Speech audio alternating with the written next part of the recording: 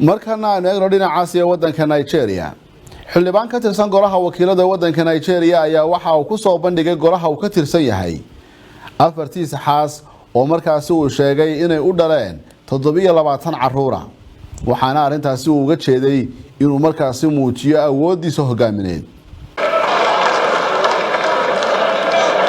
Al-Hassan Ado Daguwa oo ah xildhibaan ka tirsan golaha wakiilada dalka Nigeria oo khudbad ka jeedinaya golaha uu ka tirsan yahay ayaa gudoomiyaha golahaasi waxa uu la socodsiiyay in golaha ay ku sugan yihiin afartiisa xaas ee muxtarimka ah. Speaker, I would like to let you know that with me today here are my 4 respected wives.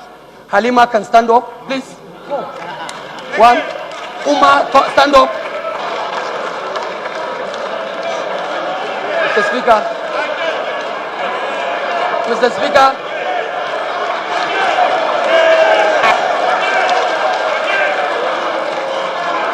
waxa uu yiri mudana gudoomiye afartaydan xaas waxay ii dhaleen 27 caruur ah walina waan sii wadaa. These 4 wives you have seen have produced 27 kids for me and I'm still counting.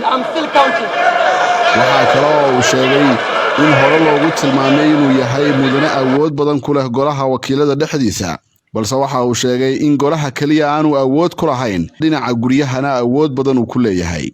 To let you know that when members call me a powerful man, that when you call me a powerful parliamentarian, I am not only powerful on the floor, I am also powerful at home because I deal with 4 wives. sidoo kale mudanayaal ay golahaasi ka wada tirsan yihiin oo siyaasad ahaan ay xafiiltamaan ayaa waxa uu sheegay in midkiiba uu maamulo hal xaas halka isaguna 4 xaas uu hogaamiyo golaha dhexdiisana aanay cid kaga badin faaqidaada siyaasadda iyo xeerarka laga doodayo.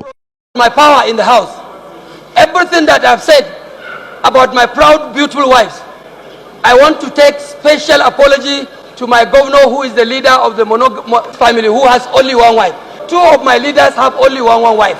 Femi Gabichabiya Mila oo shir gudoominayay golaha wakiilada ayaa xildhibaankan waxa uu xusuusiyay sheeko mar hore uga sheekeeyay oo ku saabsanayd dhibaatada ka haysata inuu garto caruurtiisa marka ay la joogaan ama ay ku dhex jiraan caruurta kale. sheekadaasi ayaa ahayd caruur badan oo xilli aan munaasab ahayn ama goor dambe ahayd ku ciyaaraysa barxadda hore ee guriga xildhibaan Al-Hassan Ado Daguwa oo ku yaala magaalada Kano ee wadanka Nigeria waxaana uu xildhibaanku uu isku dayay caruurtaasi inuu u sheego in ay kala tagaan oo ay guryahooda qabtaan isagoo markaasi aan moodayninba in ubadkiisa qaar kamid ay ku jiraan balse mid kamid caruurtiisa oo meesha joogay ayaa yiri ma jirto meel aan tagayo aabo halkan waa gurigayga taasi oo gudoomiyuhu uga jeeday inuu xildhibaanka xasuusiyo dhibaatada ka haysata caruurta badan ee uu dhalay kala garashadooda. I must bring to the knowledge of this house a little anecdote. What you told me some time ago. You told me it was getting late. No, don't beg me. You told me it was getting late around 7 o'clock and there were many children playing in front of your house in Kano, in your compound, about 8, 9. And you got worried and you went out and you told the children, come on. What are you doing at this time of day? You people should go home, go to your homes. And one of them said to you, Haba Baba, this is my house. So he was one of those 27 children. But unfortunately, I guess the more the merrier. You get my point.